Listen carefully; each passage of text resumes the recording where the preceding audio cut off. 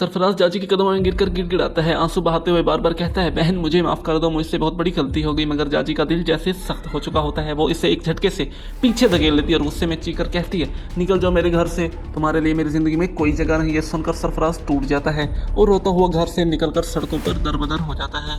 दूसरी तरफ जाजी अपनी अम्मी को ज़बरदस्ती अपने पास रोक लेती है ताकि वो इनके जरिए अपने छुपे हुए और खतरनाक इरादे पूरे कर सके। इधर रुसाना की दुनिया इस वक्त हाल जाती है जब वो बार बार नवीद को कॉल करती है, मगर इसका नंबर मुसलसल बंद आता है। बेबसी में वो चीख उठती है, नवीद तुम मुझे धोखा नहीं दे सकते, मैंने तुम्हारे लिए अपना सब कुछ कुर्बान कर दिया। कुछ ही देर में रुसाना को एहसास हो जाता है कि ये सब नवीद का सोची समझी साजिश थी।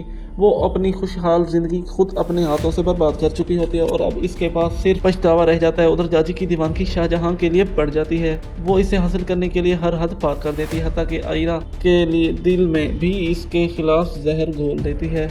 मैंने अचानक जाजी शाहजहां के सामने आती हैं और फ़ख्र से कहती हैं, आयशा को तुमसे बदगुमान कर दिया, अब तुम्हारे पास सिर्फ मैं रह गई हूँ, क्या तुम मुझसे शादी करोगे? ये सुनकर शाहजहां गुस्से से भर जाता है और उसे झटके होते हैं। तुम जैसी औरत से शादी करने से बेहतर है कि मैं मर जाऊं।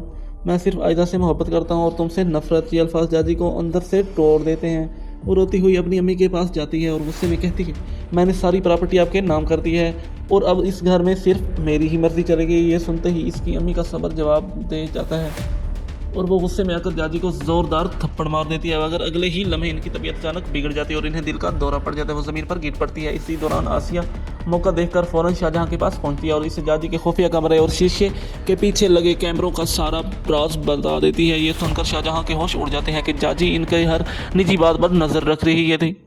तभी अचानक पुलिस घर में दाखिल हो जाती है क्योंकि शाहजहां पहले ही तमाम सबूत इकट्ठे कर चुका होता है। इंस्पेक्टर आगे बढ़कर कहता है, ज़हरा बेगम आपका खेल ख़त्म हो चुका है, दूसरों की ज़िंदगियां बर्बाद करने के जुर्म में आपको गिरफ्तार किया जाता है। अदालत में जाजी के तमाम सबूत और रिकॉर्डिंग पेश किए जाते हैं और जाजी इसे फ़ौरन 10 साल कैद की सख्त सज़ा देता है।